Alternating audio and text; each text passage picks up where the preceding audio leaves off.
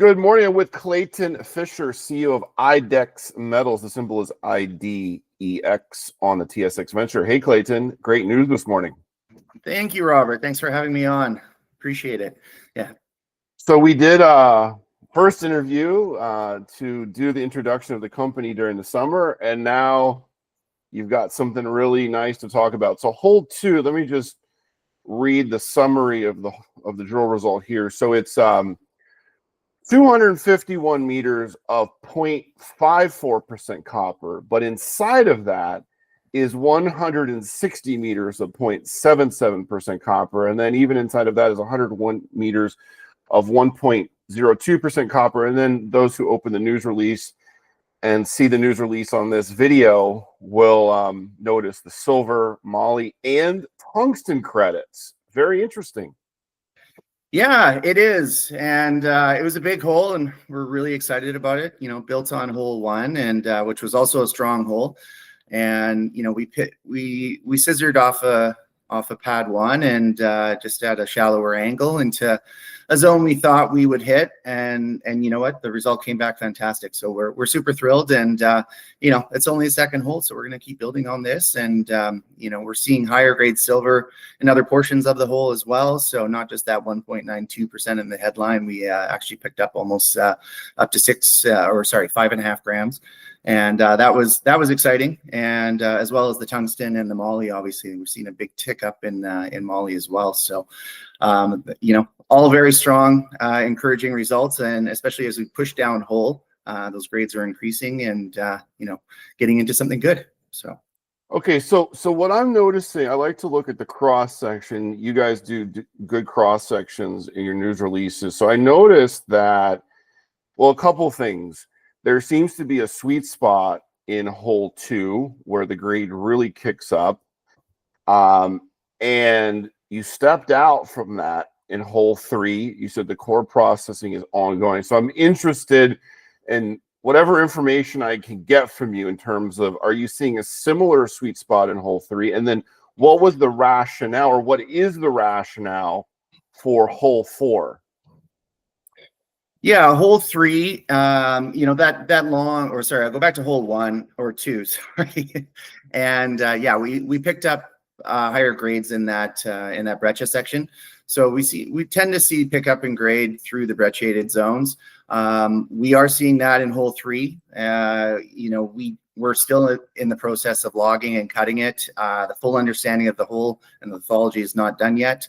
And that's why we just listed it that way, is, you know, we don't have the full interp done, so we didn't want to get ahead of ourselves and start putting that out there. But hole 3 is encouraging, and then hole 4 comes back. It's a 150-meter step out and comes back across the first 3 holes, and then we're testing to the south as well. So we go past hole 1, and we actually get past the historical hole as well, where we think it is, and we're now into a highly resistive zone in terms of the MT signatures that we're seeing.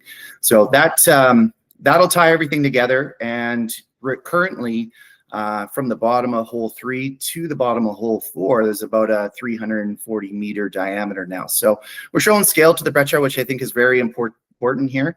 And you know, I think it's fantastic so far. So hole 4 is really encouraging. We'll build on holes 2 and 3, and we're likely to release both holes 3 and 4 sometime in November, I would imagine. Okay, so hole 4 is still ongoing, is that correct? That's correct, yeah. Okay, and then are you looking at that to go to 300 or so meters, you know, in that hole as well? Yeah, we'll keep pushing it as long as we're in mineralization, and you know, right now we're going to keep it going. So drilling's still ongoing. As of writing, it was at 280 meters. Right now we're over 300 meters. I'll say that, and it's looking very encouraging. So we'll keep pushing that a little bit deeper, and just keep testing that southern zone and go from there. And we'll get into the MT, but yeah, we really want to test. We wanted to test that you know, highly conductive, or a feature that's over on that side of Kismet. Okay, and then the tungsten. So with Hercules, your neighbor, I haven't heard tungsten in the conversation previously. So what's going on with the tungsten? What's your team saying about this tungsten that you're finding in hole 2 and maybe in some of the other holes as well, is this a skarn expression? What's their interpretation of what's driving the tungsten? No, we don't think it's a skarn at this point. We're still in a fairly wide brecciated feature. We're still figuring out what exactly it all means and how we're tying it together. And that's part of the reason why we wanted to come back with hole 4, was to kind of tie everything together, hit it from a slightly different angle, and then cross cut those first 3 holes, go to the south, and then we'll have a very good picture in terms of low to high resistivity. And then with the tungsten that we're seeing, we did actually get tungsten in hole 1. And unfortunately, at the time of the news, we didn't have time to update and restate hole 1 with the tungsten credits. But for hole 2, yeah, it's showing up there. It's a vectoring element in terms of, chasing after a porphyry. It's kind of a very classic signature of a hydrothermal magmatic system. And, the pickup in tungsten and moly at depth is very important in trying to track down one of these porphyries in the source. So we're excited about it, to say the least. Okay. And then, the high grade portion of this hole, I mean, it's pretty shallow. Yeah. It's less than 200 meters. So is this all in oxides? The majority of it is oxide. We get kind of this variable oxide signature where we will be within an oxide zone, and then it'll move into a sulfide zone, and then goes back to oxides again. And what we're thinking is, the water table over time is moving up and down, and fluid pathways, it was moving a lot of the metals around. So, it's very interesting. We are seeing oxides at the bottom of all of our holes, and which is encouraging, obviously, in terms of an open pit, leachable situation. So. Okay. Yeah. And then the bigger picture. So in the news release today, you said you're doing IP right now. Yeah. Over the entire structural corridor, which is over 10,000 meters strike extent. What can you tell us about the mapping, what your guys are seeing on the ground there? What's the interpretation of this magmatic, corridor that you've identified? Yeah, that's a great question. It's a very exciting feature. It was first delineated from doing that MT survey, which we press released in hole 1. And it's 11 by 4 kilometer long structural corridor with 3 main resistive centers that come off of a large pluton at depth. So for us, that's very exciting and encouraging. 2 of our targets are actually just offset from those resistive highs that we're seeing from the survey. So for us, picking up a third anomaly to the southeast is also important. So now we have this huge corridor in the subsurface, but on the surface, from our mapping and soil sampling, we're actually seeing intrusive coming out in areas that were otherwise mapped as basalt by the USGS. They did a great job, but there's a couple spots on our property that are actually, we're seeing this diorite expressing itself at surface and outcropping, and it's brecciated. So we do believe that this is somehow all linked together. We want to do the IP to get a better understanding of the near surface structures, because the MT measures pretty deep, and unless you have very, very tight station spacing, you don't really pick up, within that first 100 to 200 meters. So we want to go back with the IP. We're doing it down the entire length of the corridor, so that'll be great. And then we're gonna actually throw a couple lines towards the CM target, and then a little bit north of the Kismet target as well. And then tying that all together at the surface, along with detailed soil sampling, all of our mapping that we're doing. So we have a big soil grid over top of all that.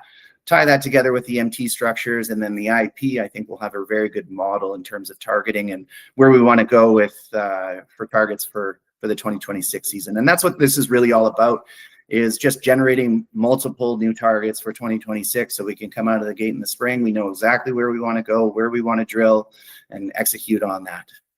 Okay, so the IP is really to refine those drill targets that your team is working up there on the ground in Idaho. And actually, that makes a lot of sense. So I'm fascinated to see that news release where you talk about these new targets. Is that something that we can expect in the next couple of months? Yeah, I would say so for sure. Once we get all the data back, we'll be hard at work, and we want to put something together right away. We were actually going to put out a new target that we discovered, which is actually another outcropping breccia signature nearby the Kismet target, and we were going to come out with that a little bit sooner.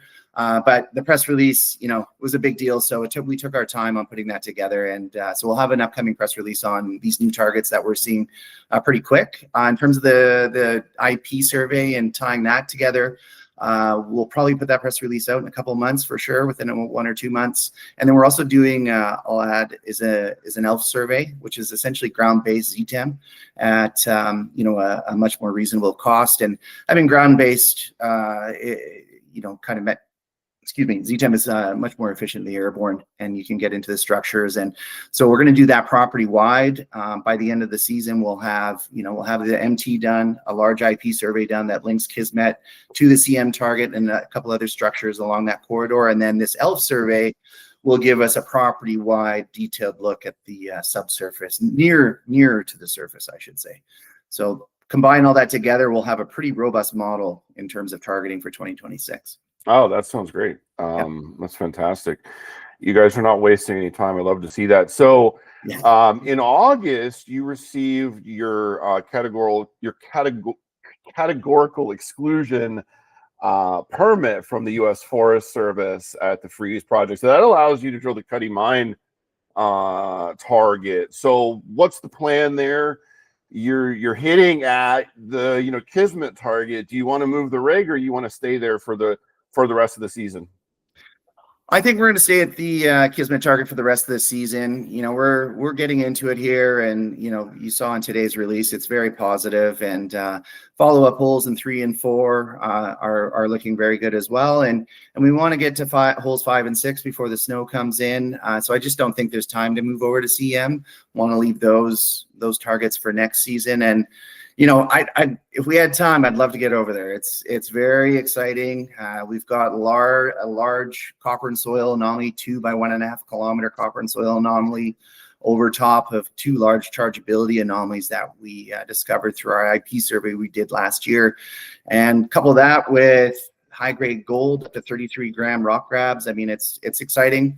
And we believe that is the epithermal expression of the porphyry itself, where you have the porphyry at depth, the breccia coming off, and these epithermal expressions at the surface on the CM side. And that's why you're seeing that pickup in the gold. So getting over there will definitely be a high priority target for 2026, and it's likely we'll start in that region to kick off 2026 season.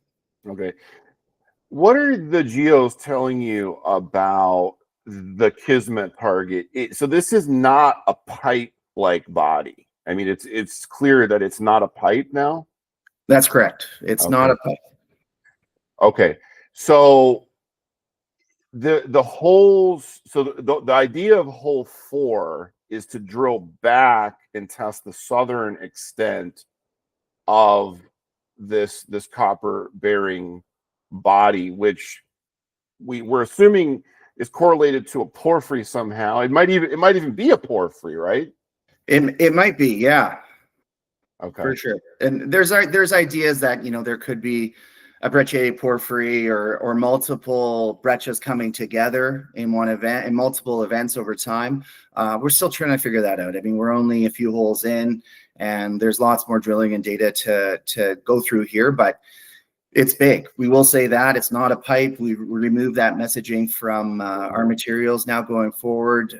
We're seeing it to the north of us, and we're seeing it, the brecciation to the north of us, and we're seeing it at depth as well.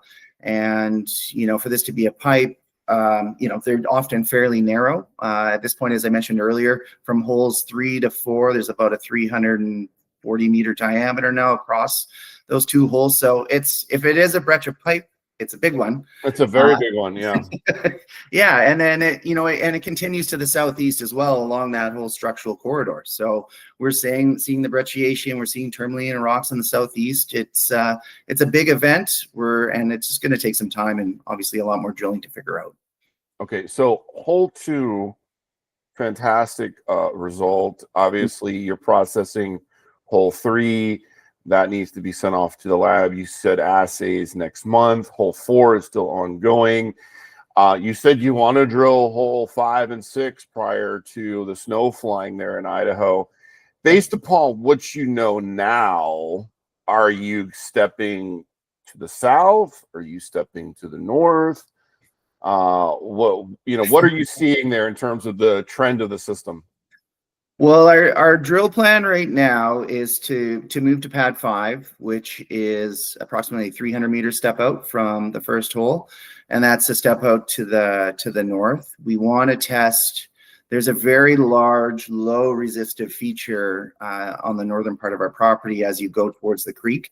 And it's very interesting in the fact that it's quite large. And, you know, in terms of gathering data, I think it would be really important to test not only the high resistive features, but also test the low resistive features, because between, you know, the rocks change where you go from property to property to property. And I think understanding what the MT means in relation and context of the freeze project itself will be really important. And that'll give us a better idea going forward with our targeting of, if we know what's in the high resistivity zone and the low resistivity zone, and when we're doing additional MT surveys, we'll know how to target a little bit better, and we'll be able to refine that. And, you know, even today, it was surprising, you know, from that press release that, you know, that Breccia, which was all very high grade, was in that actual like 400 to 600 ohm range, which we expected to see these higher grades in a lower resistive zone, you know, sub 200 ohms or so. So we were quite surprised there, and that's what I mean. Getting an understanding of what the MT means in relation to our property is pretty important. So we want to go to hole 5 or pad 5 to test that feature, but you know, what we're seeing in hole 4 and, you know, is on the southern extent as well is very interesting. So if we do have time, you know, we may punch another hole going to the south off of pad 1 and just go straight into the heart of that feature that's there at depth. Okay, yeah, I like the plan of staying at Kismet. You just drilled a fantastic second hole at a new project. So why not stick to where you're having joy? You're only 4 holes into this thing. You've got to give it more of a chance to really show you what it's got. So I like that plan. And then with the Forest Service, so you received the permit in August. So you can, when the season starts up again in the spring, you can go right back out there and drill on the Forest Service ground to start the season, right? Yeah, exactly. Once we bond the project itself, then the clock starts in terms of the timeline, and you have a year with the CE. And so we'll start that up in the spring. And yeah, so right away we can get out there and start drilling. Everything's been approved with the Forest Service, and they're very encouraged to see what we have, and they're very supportive as well. So it's been great, along with the IDL. I mean, the state has been fantastic to work with, and you know, on every jurisdiction we've had no issues so far, and everybody likes what we're doing. So that's great. That's great to hear. So just to wrap up the update conversation, Clayton, what sort of timeline are you thinking right now? Usually, I imagine the snow starts to fly around Thanksgiving in Idaho. Yeah. Is that about the timeline that you're thinking as well? Yeah, we'll push it as long as we can until the snow comes in, and so you know we're trying to move quickly. And yeah, so we probably have 2 to 4 weeks, depending on when the snow comes in, and then we'll wrap it up at that point. You know, the rig's already up there, so in terms of, you know, safety and taking precautions and things like that, like we've improved the roads, and so we could push into the snow season a little bit longer. But you know, at this point, our plan was to drill 4 to 6 holes. Prove out the mineralization was there from the historical reports, put out some fantastic grades, and I think we've done that. We'll take away the data we've had from this season. I think it's very valuable so far. We don't need to push it too hard and drill into the winter or anything like that. And that would take you know, another round of upgrades to our roads as well if we wanted to drill through the whole winter. And but so at this point, I'd say yeah, end of October, maybe early November. Or if we get a huge dump, then maybe sooner. But so, yeah, that's a good point you made, because some people have a misconception about how easy it is to drill during the winter. So can you tell us a little bit about that? How the roads are the big factor here? Well, yeah, the roads. I mean, a lot of these Forest Service roads or roads you cut into the project are narrow. They're not huge, double wide, 2-lane highways or anything like that. It's a narrow goat track that you can fit a side by side on, and we don't even take our trucks all the way up to the drill site. We have a staging area, and then we take our quads up the rest of the way. So the elevation gets really steep. It does become dangerous. We're at high altitude at almost 7,000 feet. So on any given day, you can get up to 1 meter of snow, and then you're hooped, and you can't get a plow in there. You can throw one on a sled or something, but I mean, it's challenging. And then there's the issue of water, and you need water to drill. Water is a big one. And at -20, it's attaining water is difficult. Well, hopefully it's not going to get to -20 this year in Idaho, but it does get well into the freezing zone. And it just makes it a lot harder. It's more expensive. It's slower. Yeah. It's no fun for anyone. And it just makes sense to process all the data, work on your model and your drill plan for the next season, and come back in March or April when the weather is a lot better. So during the off season, you'll have 4, maybe 5 months of off season. What does the company do to keep investors engaged? What are your plans as far as marketing, attending conferences, and stuff like that? Yeah, we'll have a lot of data coming out. We'll probably have drill holes. We'll be releasing drill hole data into December, I would imagine, if we can get to holes 5 and 6. And then we'll, all the analysis of the MT, the IP, and tying it all together. Multiple press releases coming from that. We do have marketing providers that we use, and we'll be engaging with them. Just getting the story and the news out there. And then besides that, we do have a couple other very interesting properties within our portfolio that we could actually work on over the winter. We have a project named Amy. It's in our deck. It's an epithermal gold system in southwestern Idaho, not far from Delamar, actually, just about 30 kilometers away on trend from them. That's a really exciting gold project, high-grade gold samples up to 100-gram gold, 100-gram silver, very, very compelling drill targets that we can get out there and hit right away. So we're thinking about working on that over the winter, and that can drum up some steady news flow as well. The focus is always going to be on freeze, but if we can improve a couple of other smaller projects and option them out or what have you over time, I think create that non-dilutive cash flow, I think, is very important for the company and for shareholders too. And if we can do that, I think that would be outstanding. And high grade gold, and when it's approaching $4,000, is pretty compelling. So $4,000, pinch me.